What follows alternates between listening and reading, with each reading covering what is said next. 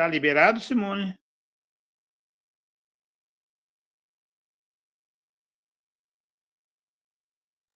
Então, meus irmãos, vamos fazer a prece de abertura.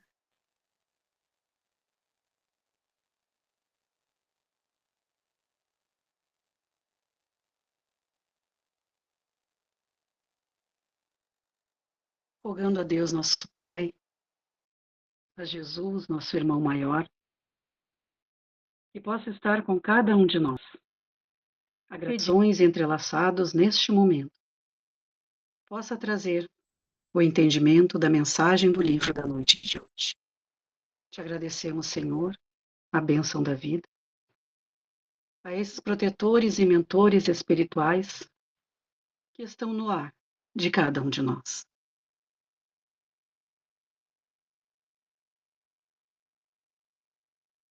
Agradecidos somos, Senhor, por poder estar aqui em mais proteção ao nosso amigo Fabiano, que vai nos auxiliar na leitura, no estudo, no entendimento, a nossa mente, para receber, Senhor, estes ensinamentos e aplicar no nosso dia a dia, na nossa jornada terrena. Seja conosco, divino amigo, e que a tua paz esteja conosco neste momento de leitura e de estudo. Muito obrigada, Senhor, que assim seja. Que assim seja. Que assim seja. Pessoal, então eu vou projetar aqui para nós mais um capítulo para nós estudarmos do Obreiros.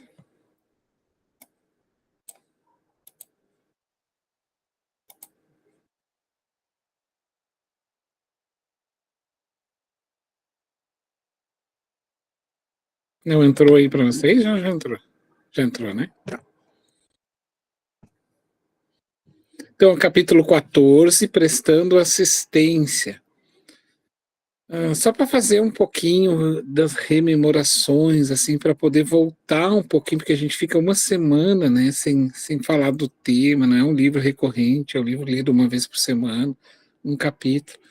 Então, na semana passada, bom, o que aborda o livro, né, pessoal? O livro vai abordar, então, a colônias espirituais nos umbrais, especificamente uma delas, que é a casa transitória, onde eles vão atender milhares de almas que desencarnam, vão fazer mediação com a Terra, e eles vão também nos informar como acontece lá as intervenções, os diálogos que a gente viu, né, ao lado. Nós vamos ver dois tipos de reações, o André Luiz bem brabinho ali, achando até que tinha que ir na altura lá, e o espírito, porque aquele ali não está falando manso, dando aquela mensagem para aqueles espíritos de uma forma diplomática, educada, simplesmente por ser bonita. Não, porque ele acredita que é dessa forma que vai convencer aquelas entidades. Porque se tu entrar na onda vibratória que o André Luiz defendia que tinha que entrar, não, tu tem que ser assim, porque assim, sabe? Isso não dá certo, porque é fogo em gasolina. Essa é a mensagem que os espíritos vão dar ali. É botar fogo em gasolina, gente. Então se convence pelo discurso e não pela imposição do discurso. Porque quem está convencido de si próprio não tem alteração e nem altercação na voz. Ele está convencido. E ele convence não é pela palavra alta, mas sim pela sua moralidade. Depois ele vai falar, então, dali do papel da casa transitória, a asepsia no mundo espiritual, e por fim, então ele falou, identificou para nós como é que se dá o desencarne, relatando a morte do Dimas, que foi semana passada que a gente assistiu, né? E aí hoje, então, a gente vai seguir no capítulo 14, prestando assistência, e eu passo, então, para o Homero. Amigo? Eu convidaria o Joel, pode ser, Joel?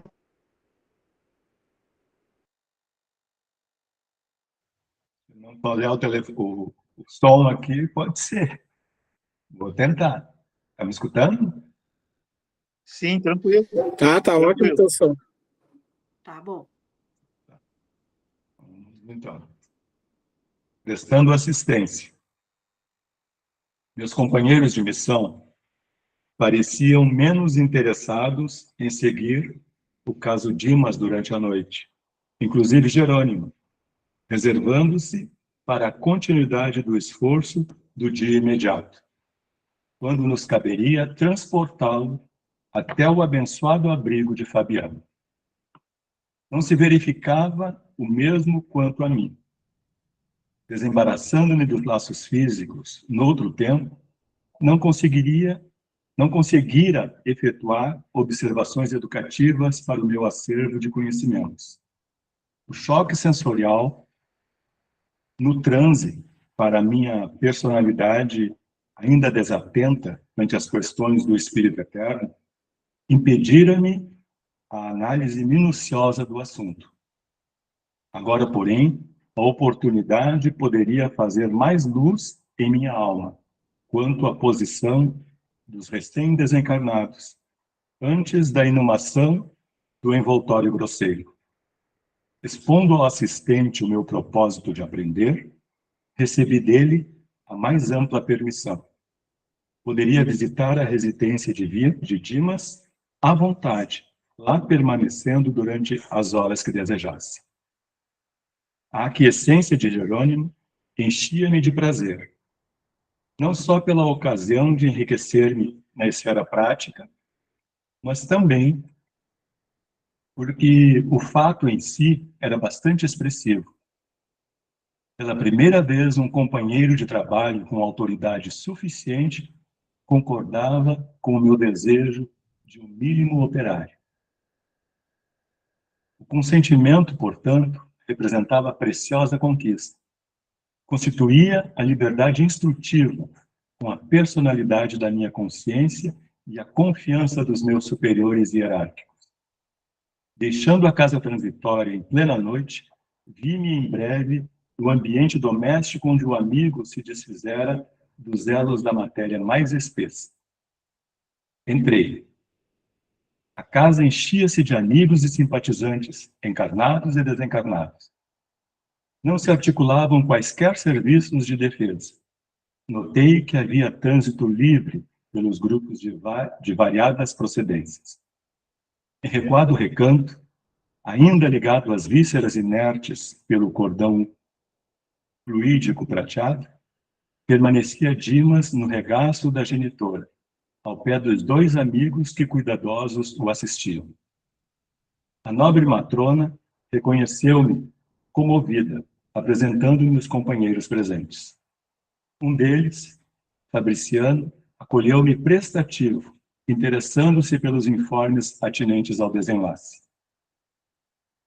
Relatei-lhe os trabalhos pormenorizadamente.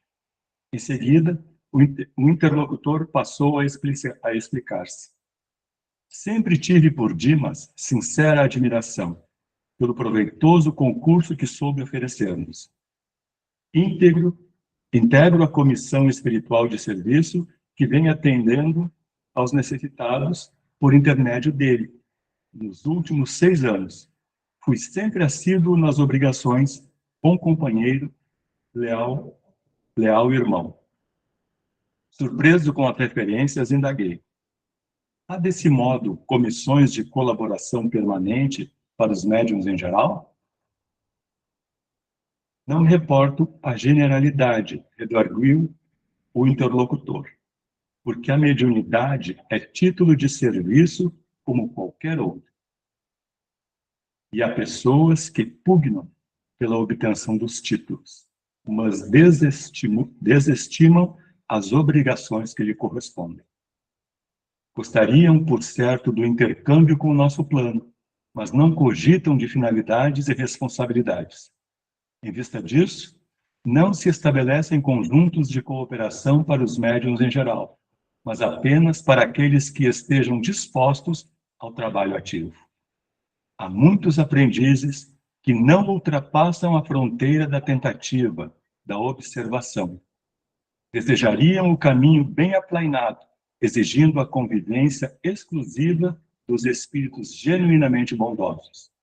Experimentam a luta construtiva por meio de sondagens superficiais e, à primeira dificuldade, abandonam compromissos assumidos.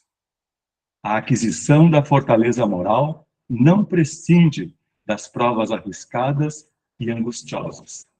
Entretanto, em face das exigências naturais do aprendizado, dizem-se feridos na dignidade pessoal. Não suportam a aproximação de infelizes encarnados ou desencarnados, estacionando a menor picada de dor.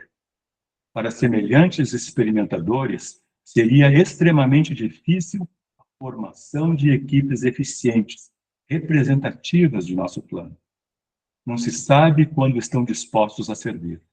Se recebem faculdades intuitivas, pedem a incorporação. Se contam com a evidência, querem a possibilidade de exteriorizar fluidos vitais para os fenômenos de materialização.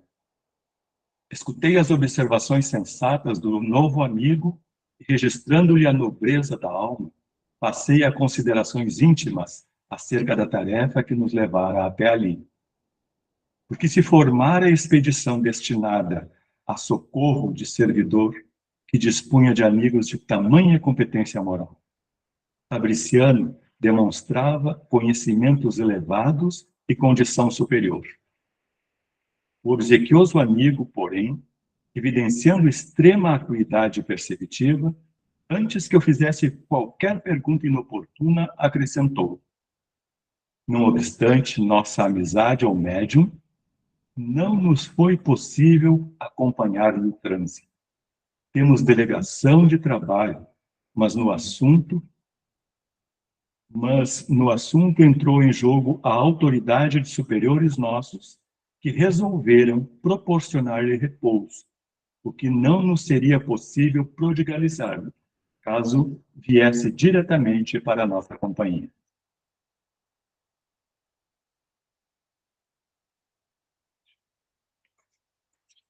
A palestra conduzia-se a interessantes ângulos do problema da morte. Seduzido pelas considerações, interroguei sobre o que já sabia, mais ou menos, a fim de poder penetrar particularidades mais significantes. Nem todas as desencarnações de pessoas dignas contam com o amparo de grupos socorristas? Nem todas, confirmou o interlocutor. Todos os fenômenos do decesso contam com o amparo da caridade afeta às organizações de assistência indiscriminada. No entanto, a missão especialista não pode ser concedida a quem não se distinguiu no esforço perseverante do bem. Todavia, objetei curioso, tangendo a corda que mais me interessava no assunto. Não há casos de criaturas essencialmente bondosas que se libertam dos laços físicos, mais ou menos entrosados em comissões de serviço espiritual de natureza superior, sem que haja missões salvacionistas previamente designadas para socorrê-las? Após breve pausa, acrescentei para fazer-me mais claro. Vamos que Dimas estivesse em ligação recente com a sua comissão de trabalho e desencarnasse, sem o cuidado de um grupo socorrista. Seria deixado à mercê das circunstâncias? Riu-se Fabriciano com franqueza e retrucou. Isso poderia acontecer. Temos precedentes. De maneira geral, ocorrem semelhantes casos com os trabalhadores aflitos por conseguir de qualquer modo a desencarnação, alegando necessidades de repouso. Muitas vezes, no fundo, são criaturas bondosas, mas menos lógicas e pouco inteligentes. Na semana finda, por exemplo, observamos um caso dessa natureza. Respeitável senhora, jovem ainda, pelas disposições sadias que demonstrou no campo da benemerência social, foi ligada à dedicada corrente de serviço organizada por nossos amigos. Verificando-se, contudo, pequenas rusgas, entre ela e o esposo, e tendo conhecimento da imortalidade da vida, além do sepulcro, desejou a pobre criatura ardentemente morrer. Todas as leviandades do marido bastaram para que maldissesse o mundo e a humanidade. Não soube quebrar a concha do personalismo inferior e colocar-se a caminho da vida maior. Pela cólera, pela intemperança mental, criou a ideia fixa de libertar-se do corpo de qualquer maneira, embora sem utilizar o suicídio direto. Conhecia os amigos espirituais a que se havia unido, mas longe de assimilar-lhes ajuizadamente os conselhos, repelia-lhes as advertências fraternas para aceitar tão somente as palavras de consolação que lhe eram agradáveis, dentre as admoestações salutares que sempre lhes foram endereçadas. E tanto pediu a morte, insistindo por ela, entre a mágoa e a irritação persistentes, que veio a desencarnar em manifestação de icterícia complicada com simples surto gripal. Tratava-se do verdadeiro suicídio inconsciente, mas a senhora, no fundo, era extraordinariamente caridosa e ingênua. Não se recebeu qualquer autorização para conceder-lhe descanso e muito menos auxílio especial. Os benfeitores de nossa esfera, apesar de eficiência e intercessão em benefício da infeliz, somente puderam afastá-la das vísceras cadavéricas há 2 dias em condições impressionantes e tristes. Não havendo qualquer determinação de assistência particularizada por parte das autoridades superiores, e porque não seria aconselhável entregá-la ao sabor da própria sorte, em face das virtudes potenciais de que era portadora, o diretor da comissão de serviço a que se filiara a imprevidente amiga recolheu-a por espírito de compaixão, em plena luta, e ela se foi de roldão a trabalhar por aí ativamente, em condições muito mais sérias e complicadas. Joel, Diga. Joel, toma uma aguinha, Joel. Pode ser? Eu convido a Nadir. Daí, antes da Nadir ler, só vamos fazer um comentáriozinho aqui sobre o que o Joel leu para nós, do caso dela, né? Assim, pessoal, em primeiro lugar, a gente não pode acreditar que estamos negociando com Deus, tá? Eu faço e acho que tenho direitos, assim, como ela achou que podia, simplesmente. E um outro ponto muito interessante nós temos que estreitar dentro do possível, né? E a gente sabe que isso não é uma coisa assim que acontece como um milagre da noite para o dia. Isso é uma caminhada que se faz. A gente tem que estreitar assim o nosso discurso com a nossa prática. Então, a pergunta é, tá? O que é bom para os outros que não está sendo bom para mim? Essa é uma pergunta que a gente tem que fazer. Eu acho que é muito bom fazer a caridade para os outros. Tá, é excelente, mas por que ela não deve ser para ti também? Então, por que eu estou falando isso? Porque ela queria fazer as coisas para os outros e era justo, nobre, era. Mas aí na primeira situação, quer dizer que ela cai lá, então que conselho é que ela dava para as outras pessoas de perseverança quando ela teve a primeira intempérie lá com o marido, o primeiro atrito com o marido, já desejou morrer? Então é aquele discurso assim, né? O que tu acha que é bom para os outros que não é bom para si próprio? Claro, a gente sempre tem que ter ciência e consciência de que nós somos iguais às outras pessoas que caminham pelo mundo tentando se burilar. Então, se eu vou para a casa espírita, eu vou fazer uma palestra, vou trabalhar, eu sou também o paciente numa condição diferente. É só isso. Eu sou o paciente numa condição diferente. E essa condição diferente não é uma condição espiritual superior, é uma condição de localidade. Então a pessoa está passiva na plateia assistindo e recebendo, e eu estou na condição ativa de trabalhador, mas ambos somos pacientes. Então todo o discurso que é dado para os outros também deve servir para nós, entende? E a gente tem que entender que todos os desafios, todos os problemas da vida devem ser trocados como desafios para nós. Então, não morrer, gente, assim, olha, primeiro não existe a morte. Já começa o primeiro erro dela, assim, né? Desejou a morte. Mas eu quero ir para o mundo espiritual. Mas não existe o mundo espiritual como a gente pensa. Nesse sentido, eu vou ir para lá e vou ser feliz. O mundo espiritual começou agora para nós. Agora, aqui, agora, nesse momento. Nós já estamos, meus amigos, no mundo espiritual. Só estamos num corpo. Então, o mundo espiritual não vai ser lá depois que eu morrer. O mundo espiritual acabou de chegar para nós. Então, agora eu preciso ir calmamente, lutando pacientemente. E um detalhe, assim, né? Eu não estou bem por esse. Mais um motivo para mim continuar trabalhando, porque daí eu sou a pessoa melhor para orientar alguém, exatamente porque eu não estou bem. Então, se eu não estou bem emocionalmente, eu sou a melhor pessoa para dizer para outra pessoa, olha, eu também não sou, eu não vou dizer isso, obviamente, né, mas eu vou demonstrar para ela, sim, minha irmã, lute, porque eu também estou nas lutas. Então, a gente é o melhor exemplo.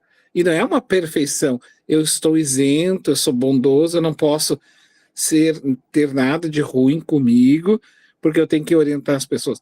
Não foi à toa que Jesus colocou nós ali, porque ele sabia que nós somos os médios, tem todos os elementos de quedas morais e são os melhores instrumentos para auxiliar as outras pessoas. E não é por uma superioridade, exatamente por ser igual.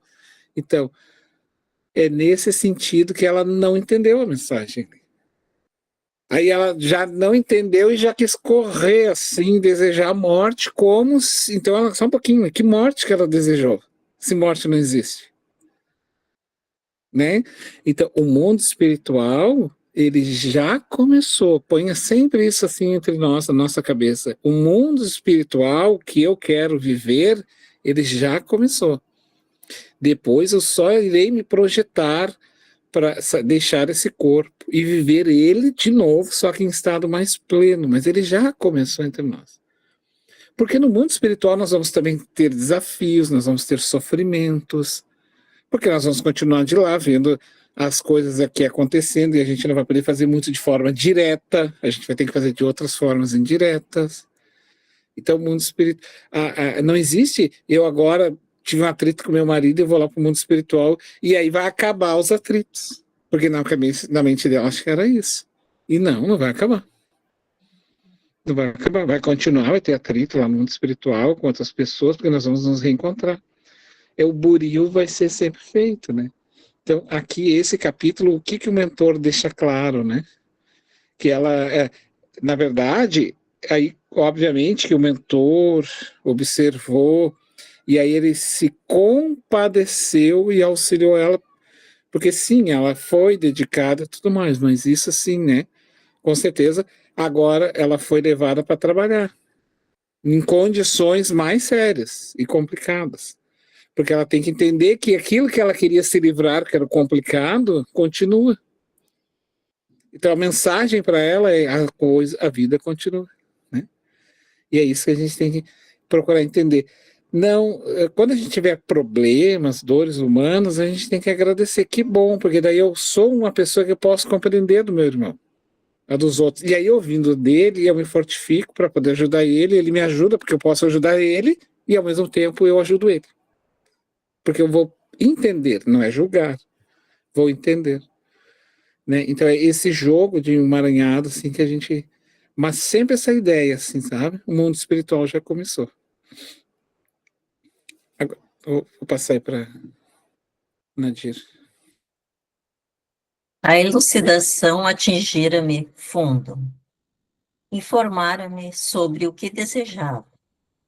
A lei divina, de fato, perfeita em seus fundamentos, é igualmente harmoniosa em suas aplicações. Fabriciano, estampando o belo sorriso, aduziu. Não frutifica a paz legítima sem a semeadura necessária. Alguém, para gozar o descanso, precisa, antes de tudo, merecê-lo. As almas inquietas entregam-se facilmente ao desespero, gerando causas de sofrimento cruel. Logo após, contemplando o recém-desencarnado, como a indicar que deveríamos centralizar todo o interesse da hora no bem-estar dele, considerou, acariciando-lhe a fronte. Nosso amigo repousa agora, terminada a tormenta das provas incessantes. Está enfraquecido, pobrezinho. A sensibilidade, posta a serviço da obrigação bem cumprida, castigou-lhe a alma até o fim. Todavia, plantou a fé, a serenidade, o otimismo e a alegria em milhares de corações, estabelecendo sólidas causas de felicidade futura. Porquanto, permanecerá na posição de ave frágil, incapaz de voar longe do ninho. Felizmente, aventou a genitora satisfeita. Vem melhorando de modo visível. Os resíduos de que o ligam ao cadáver estão quase extintos. Relanceou o olhar pelos ângulos da modesta residência e acrescentou: se fosse possível receber maior cooperação dos amigos encarnados, ser-lhe-ia muito mais fácil o restabelecimento integral. No entanto, cada vez que os parentes se debruçam em pranto sobre os despojos, é chamado ao cadáver, com prejuízo para a restauração mais rápida. Lamentavelmente, porém, tornou Fabriciano, nossos irmãos encarnados não possuem a chave de reais conhecimentos para organizar a ação adequada a esta hora. Em vista disso, revidou a genitora, conformada. Insisto para que Dimas durma, embora o sono, que poderia ser calmo e doce, esteja povoado de pesadelos.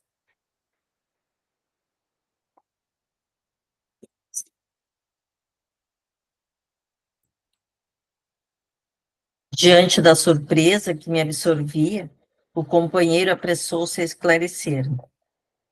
As imagens contidas nas evocações das palestras incidem sobre a mente do desencarnado, mantido em repouso depois de rápido mergulho na contemplação dos fatos alusivos à existência finda. Não somente as imagens.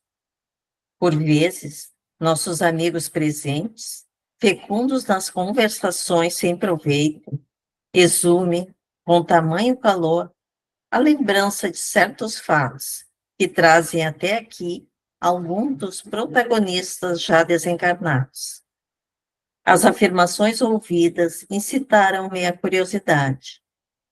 Fabriciano, entretanto, desejando prodigalizar-me experiência direta, aconselhou: espere alguns minutos na sala contígua, onde os despojos recebem a visitação. Obedeci. O velório apresentava o aspecto usual. Flores perfumadas, semblantes sisudos e conversações discretas.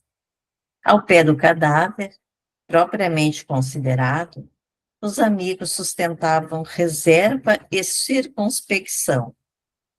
A poucos passos, todavia, davam-se asas ao anedotário vibrante, em torno do amigo em trânsito para o outro mundo.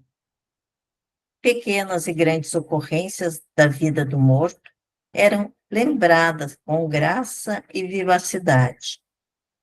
Acerquei-me da roda compacta em que se falava a respeito dele. Certo rapaz dirigiu-se a cavalheiro muito idoso, perguntando: coronel, recebeu a conta? Por enquanto não, respondeu o velhote interpelado, preparando fumo de rolo para cigarro à moda antiga. Mas não me preocupo pela demora. Dimas foi sempre bom camarada e os filhos não olvidarão o compromisso paterno. Questão de tempo. Interessado em ressaltar as qualidades distintas do falecido e revelando suas boas disposições de historiador municipal, prosseguiu. Dimas era um homem interessante e excepcional. Sempre lhe invejei a serenidade. Em matéria de prudência, raras pessoas conheci semelhantes a ele. É verdade que nunca me dei a estudos espiritistas, mas confesso que, ao lhe observar a maneira de proceder, sempre desejei conhecer a doutrina que lhe formava o caráter. Até aí, tudo muito bem. Embora a invocação dos débitos do morto, o credor apenas pronunciava palavras de estímulo e paz. Todavia, no estado atual da educação humana, é muito difícil alimentar, por mais de 5 minutos, conversação digna e cristalina, numa assembleia superior a 3 criaturas encarnadas. O comentarista modificou o diapasão de voz, olhou na direção do cadáver e observou, em tom confidencial. Poucos homens foram de boa, segura como este. Conheci Dimas faz muitos anos e estou certo de que foi testemunha ocular de pavoroso crime, que nunca se desvendou para os juízes da terra. Após ligeira pausa, acendeu o cigarro e perguntou, reaguçando a curiosidade dos ouvintes. Nunca souberam? Os presentes mostraram silenciosa negativa. Vai para 30 anos, continuou o narrador. Dimas residia ao lado de nobre família que guardava consigo valiosos patrimônios de coletividade, relativamente à orientação pública. Desse agrupamento doméstico, superiormente conceituado na apreciação geral, emanavam ordens e benefícios da mais elevada expressão para o bem-estar de todos. Como não ignoram, há 3 decênios, a vida no interior ainda conservava a expressiva herança do Brasil imperial. A economia centralizada mantinha a Casa Grande, simbólica, onde se traçavam roteiros para o serviço popular. Situado na vizinhança de residência feudal como essa, nosso amigo levava a existência humilde de trabalhador, organizando o futuro de homem de bem. O cavalheiro, ciente dos problemas do espírito, enunciou nomes, relacionou datas e lembrou brejeiramente certos pormenores, prosseguindo com maliciosa jocosidade. Certa noite, pela madrugada, conhecido chefe político saía do palacete residencial pelos fundos, acompanhado de uma senhora que aparentava excessiva despreocupação consigo mesmo. Ao despedir-se com introspectiva manifestação de afeto, terminado o estranho adeus e vendo-se sozinho, o Dom Juan deu alguns passos para retirar, espiou cauteloso em torno e ia continuar a marcha, quando reparou que alguém lhe observara a intimidade com a esposa de respeitável amigo. Era modestíssimo operário, que talvez estivesse ali por força de circunstâncias inapreciáveis. O político alcançou-o de um salto, homem de competição robusta e paixões violentas. Aproximou-se do espectador inesperado e interpelou-o, brutalmente, ao que o mísero respondeu humilde. Doutor, não estou espreitando, juro-lhe, pois morrerá, de qualquer modo, adiantou o atlético agressor, em voz sumida de cólera. Agarrou-o pelo paletó e acentuou, de dentes cerrados. Vermes que perturbam devem morrer. Não me mate, doutor, não me mate, rogou o infeliz. Tenho mulher e filhos, saberei respeitá-lo. Não valeu a vítima dobrar-se de joelhos na súplica, porque o homem terrível, cego de fúria, tomou a arma e desfechou-lhe certeiro tiro no coração, afastando-se precípite. Dimas, tendo observado os fatos a curta distância, gritou, fazendo-se ouvir pelo assassinato, que o reconheceu pelas exclamações. Em seguida, correu no sentido de amparar o ferido, que, entretanto, nem chegou a gemer. Tendo se aproximado do assassinado, quando outras pessoas, em roupas brancas, acorriam igualmente à pressa para verificar o ocorrido. Manteve-se o cavalheiro de qualquer atitude suspeitosa. No entanto, chamado a esclarecimentos pelas autoridades, ele, que de tudo sabia, nada revelou. Protegeu o morto nos funerais, dispensou-lhe extremos cuidados, extensivos à família, portou-se como cristão fiel, esquivando-se, contudo, ao fornecimento de quaisquer indícios para que o criminoso fosse capturado, alegando desconhecer qualquer minúcia dos fatos que deram motivo ao acontecimento. E o caso policial foi encerrado, na suposição de latrocínio. A única testemunha, que era ele, considerava preferível o silêncio ao escândalo, que traria enormes dissidências domésticas e sociais. O narrador fixava os despojos e... Tu quer descansar Oi? um pouquinho? Pode ser. Pode ser? Eu convidaria a Pode Virgínia. ser.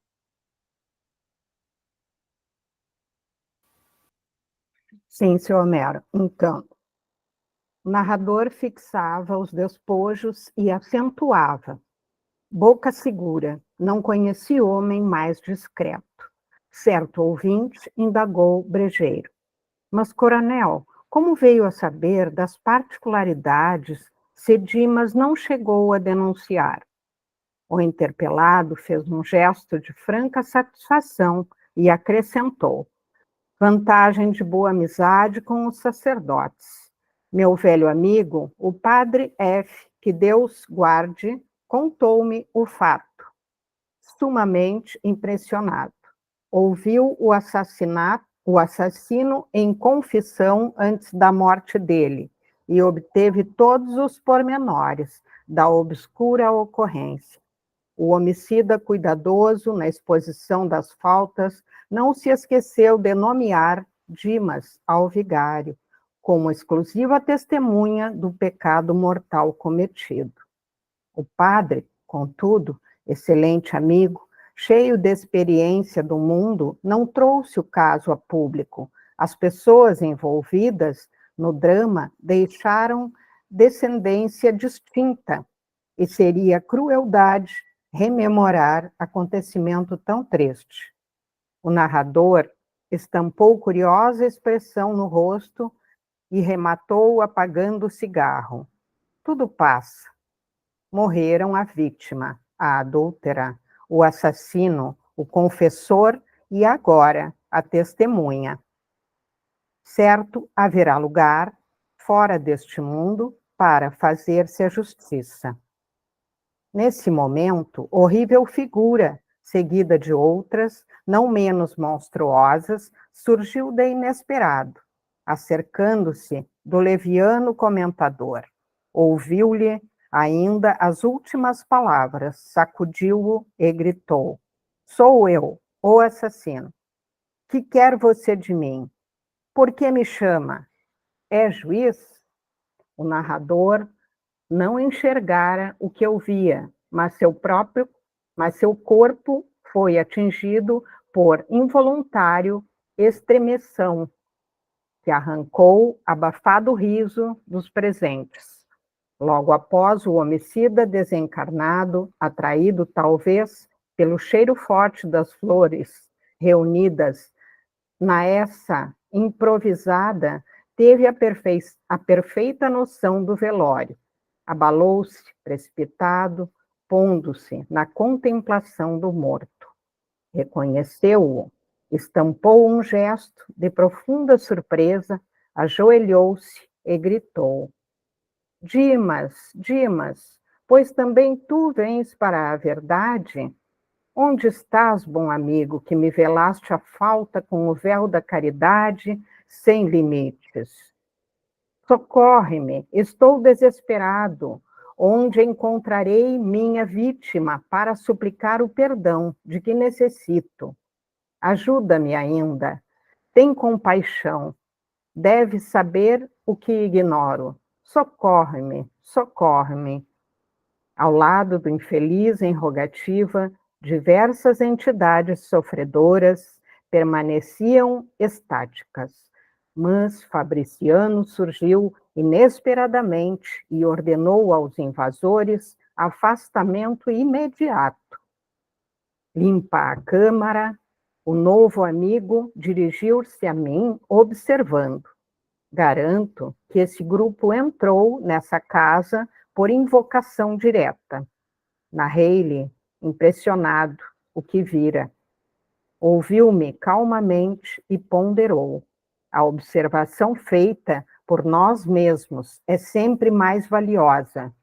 Dimas, não obstante, dedicado à causa do bem e compelido a grande esforço de cooperação na obra coletiva, descuidou-se de incentivar a prática metódica da oração em família, no santuário doméstico. Por isso, tem defesas pessoais, mas a residência conserva-se à mercê da visitação de qualquer classe. A elucidação era significativa.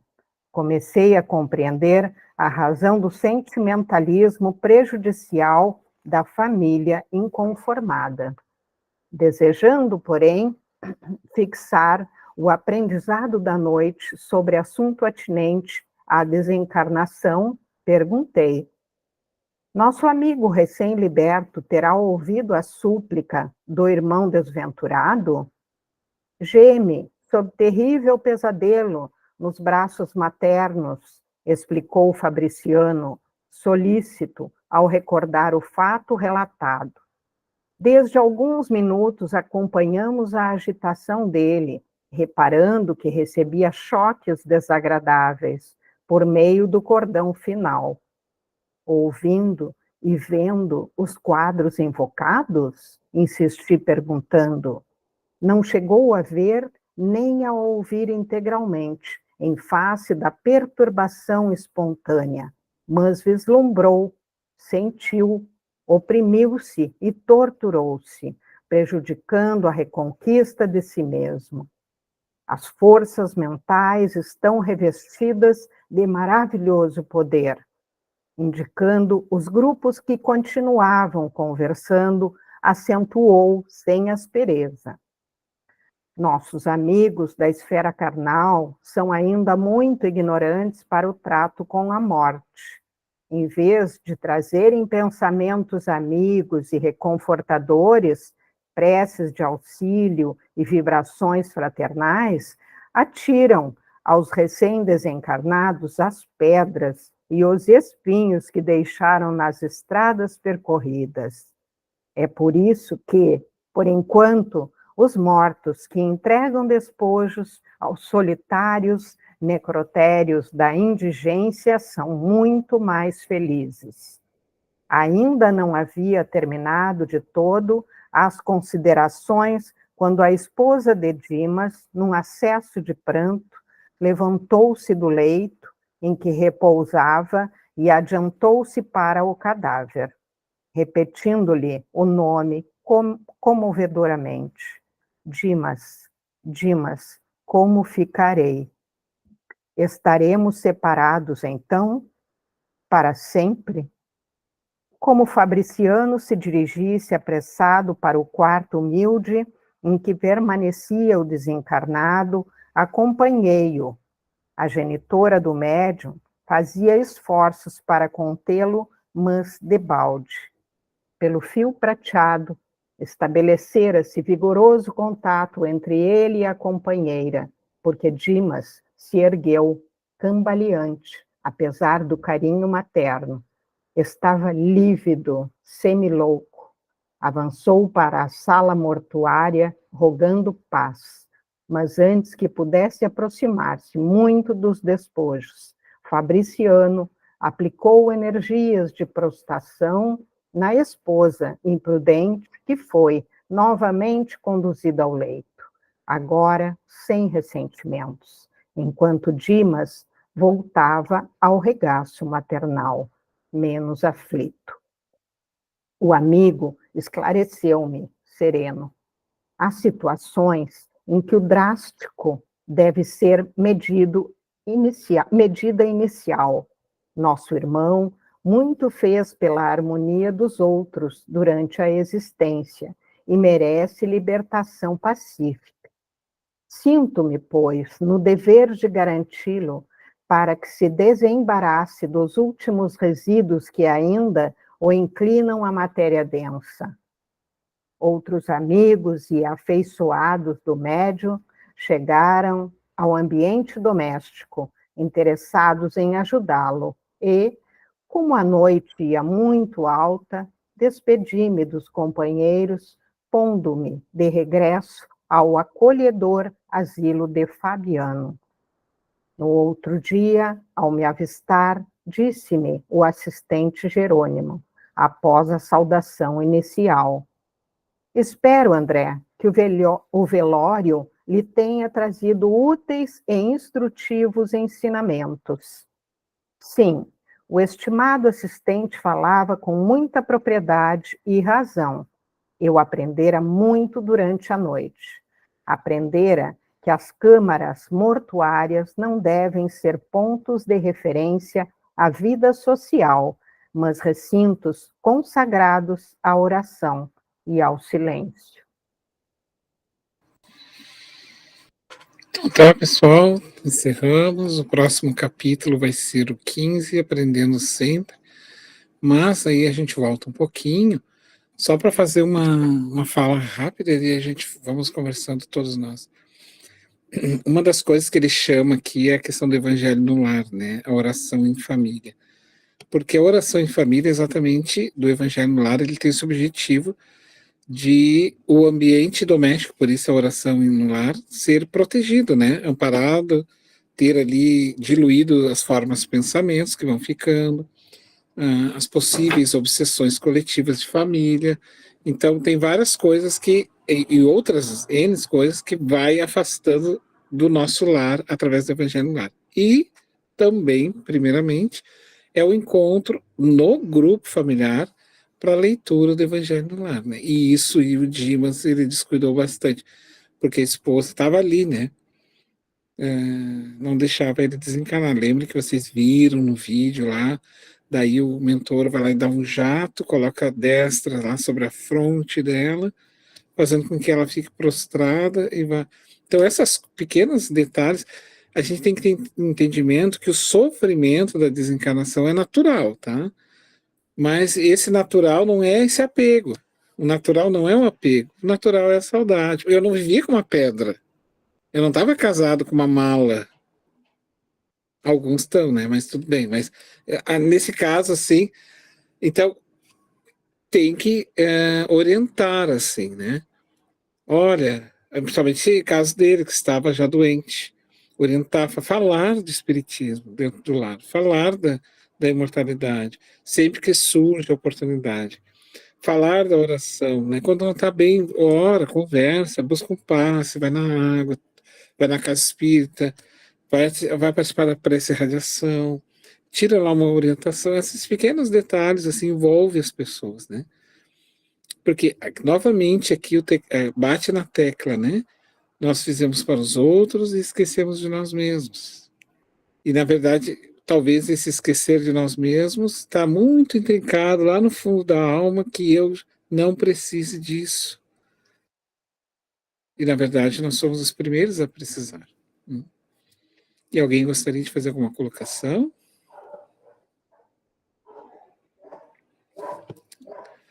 Fique à vontade.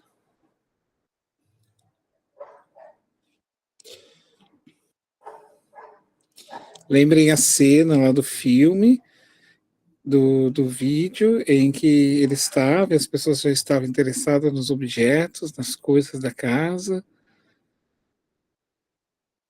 Desencarnar é uma coisa, morrer é outra, morre o corpo, mas a desencarnação demora, então o espírito ele fica sob o influxo dos pensamentos ainda. Então é necessário, assim, o desapego, né? As conversas que não sejam boas, para que ele não sinta. Oração, principalmente naquele momento.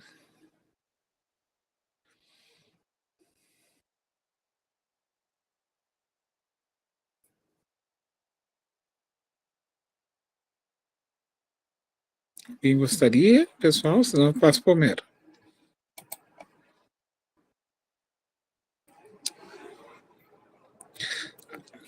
Ficou alguma mensagem para vocês nesse capítulo? Ele é um capítulo de chamada de posicionamento nossa, né? Veja bem, chamada de posicionamento não significa dizer perfeição de espírita. Não, ele está nos chamando a atenção para que a gente dê um valor para essa situação que está acontecendo com o Dimas, que pode ser a nossa, né? O que vocês acham? O Luiz levantou a mão, né? Quer falar, Luiz? Só abre o microfone. Boa noite, Fabiana. Boa noite.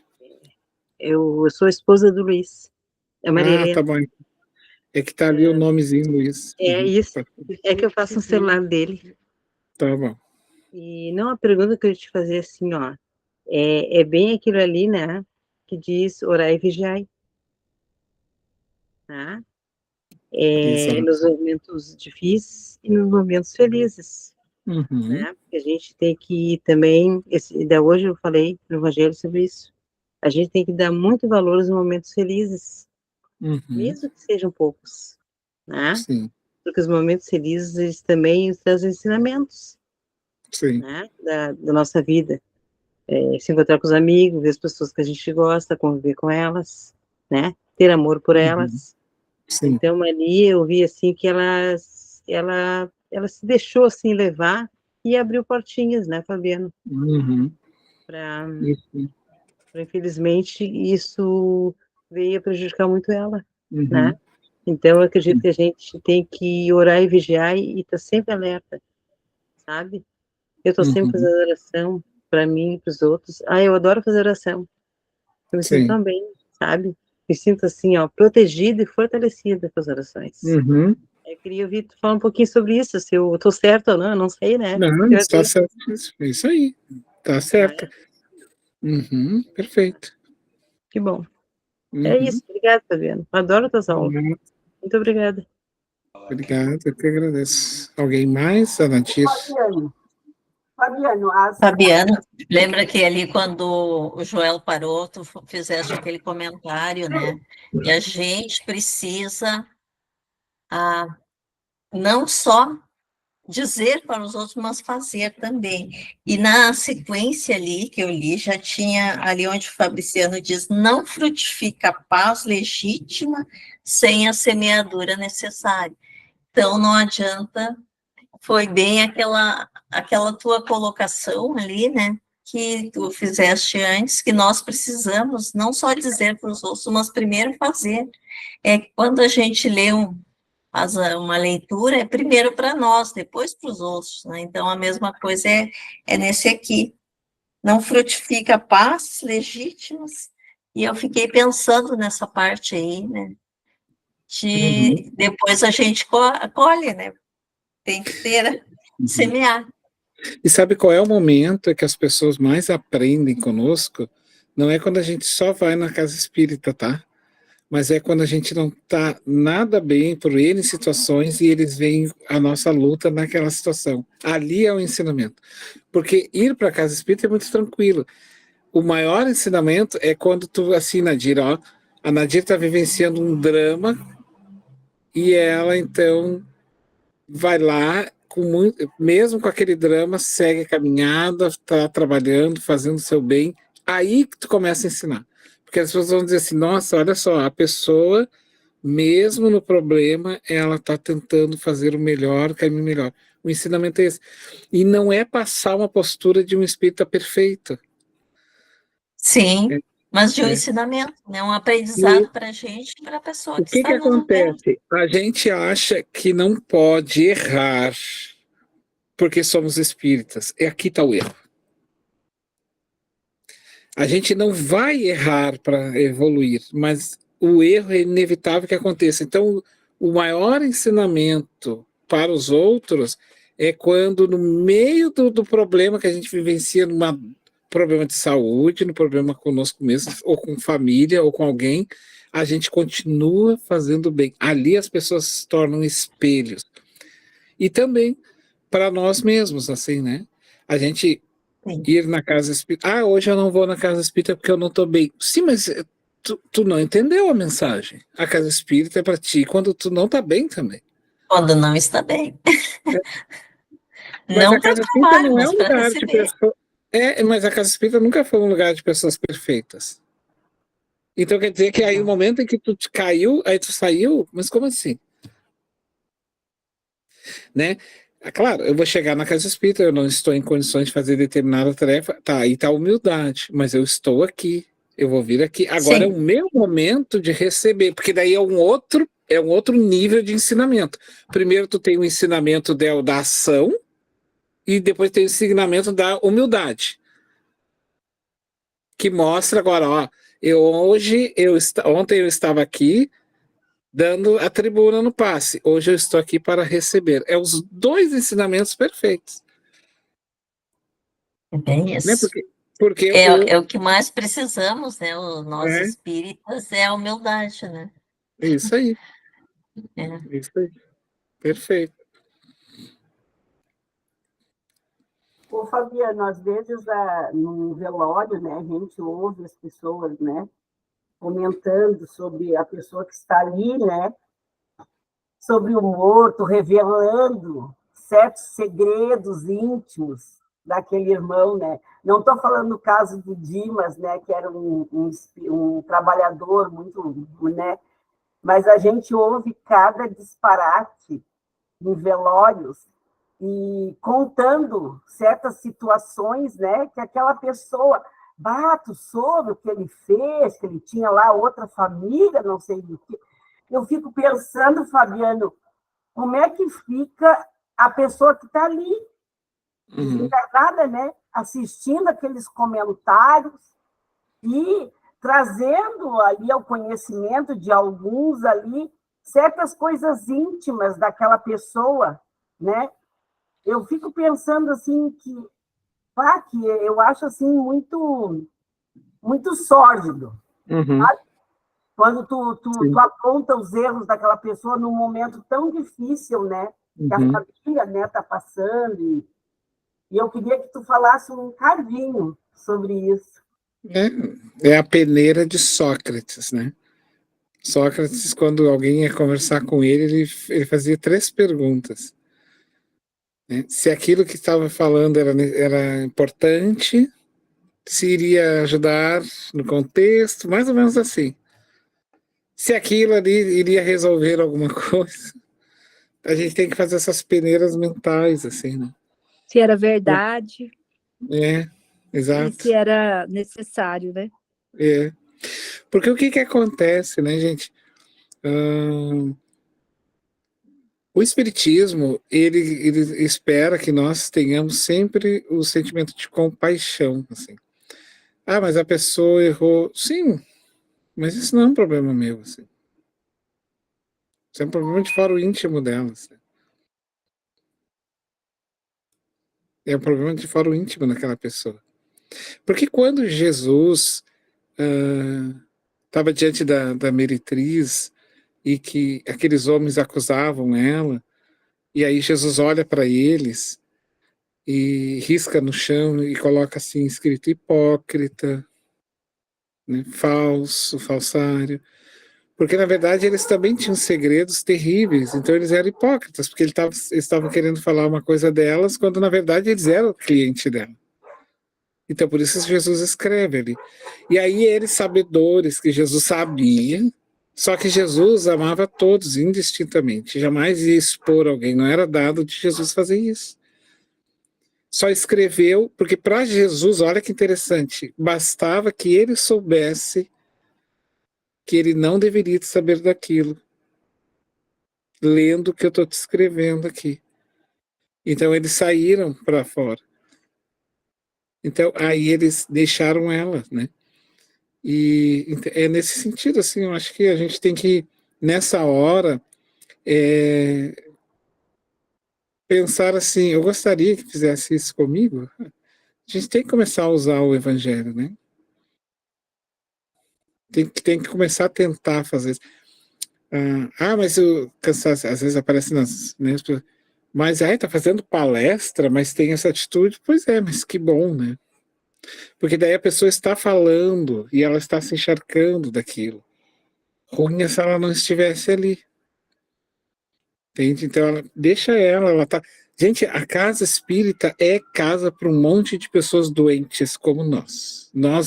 Tirem isso da mente, assim, imediatamente, assim, eu sou um missionário, tirem isso, não existe missionário no espiritismo, não agora. Missionários foram exceções que Jesus enviou para trazer algumas contribuições a mais, além do seu evangelho. Então, como Chico era uma contribuição que o Cristo deu para nós. Vou deixar vocês entenderem um pouquinho melhor o que é que eu estou querendo dizer através dos escritos do Chico e na postura dele, o que eu espero de vocês como um bom médium. O Chico é o modelo de um bom médium que Jesus nos dá. Então ele não revelava as coisas, ele não falava as coisas. O Chico jamais expôs as pessoas assim, em público. E é isso que a gente tem que ir tentando, buscando observar, né, e fazer conosco. Mas fez isso. Pois é, mas em que dado momento as pessoas não vão errar? Todo mundo vai errar, né? Todo mundo é passível de erro, assim. E tem um detalhe, tá, gente, que é psicologia. Quanto mais a gente acusa e mostra um erro para uma pessoa, menos perspectiva de mudança ela se apresenta. Menos perspectiva. Então, quando a gente incentiva a uma pessoa a vencer o seu vício, mas vencer sempre num diálogo, que eu digo assim, num diálogo honesto. Positivo. Tá? Isso, é positivo e honesto, auxiliando ela a vencer aquilo e não acusando e não julgando, mais motivada ela se sente para poder modificar a sua estrutura. O que vocês acham? Quer falar um pouquinho? Fala aí, Mabê.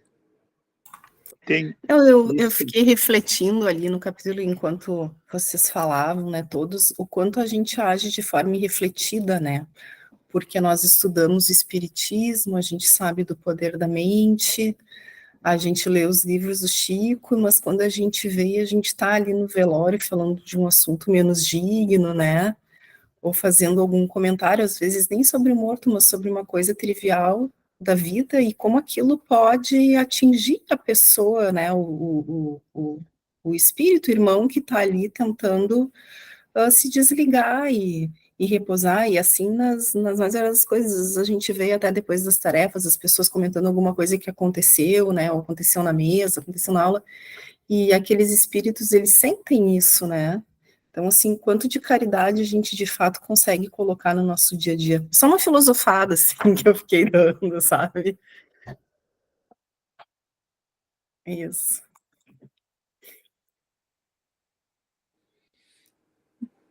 Isso aí, o Homero queria falar alguma questão? Não, a Maria Helena levantou a mão. Maria Helena. Não, seu melhor já falou. Senhor. Então ela não tirou a mãozinha. Sim.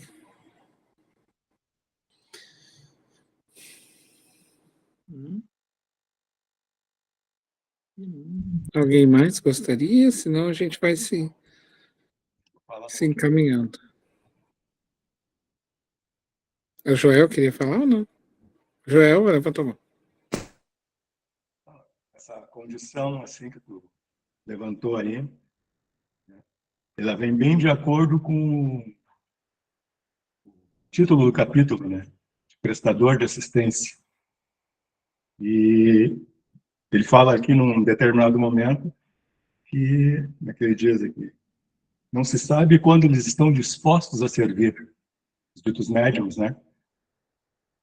Se recebem a faculdade intuitiva, pedem a incorporação, se contam com a evidência, que é a possibilidade de exteriorizar fluidos.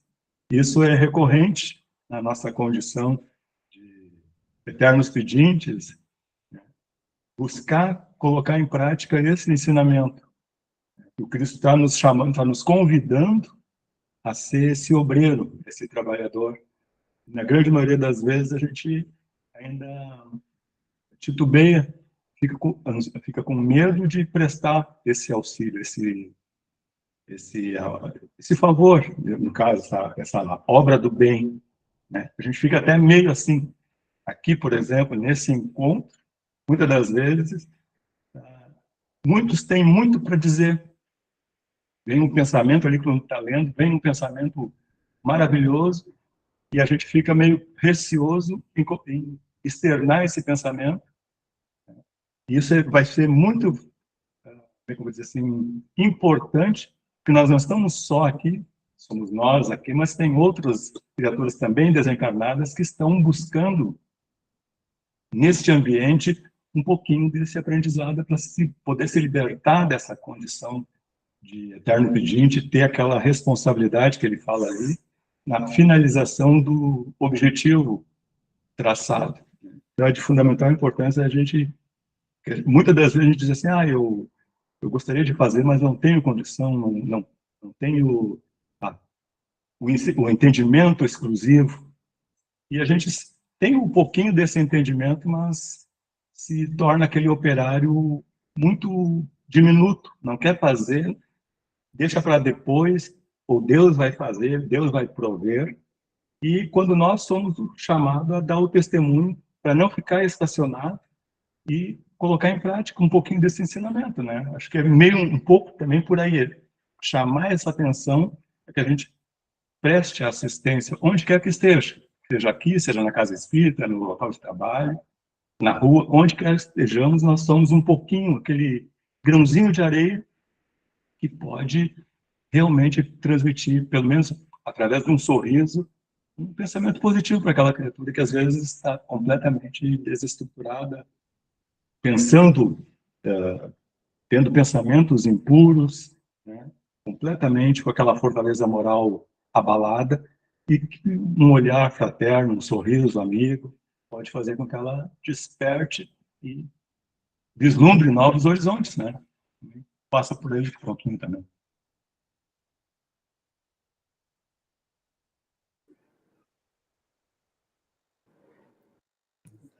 Perfeito. Seu Homero. Tudo certo, pessoal? Ninguém tem mais pergunta? Vamos passar para a Simone, tá, Simone?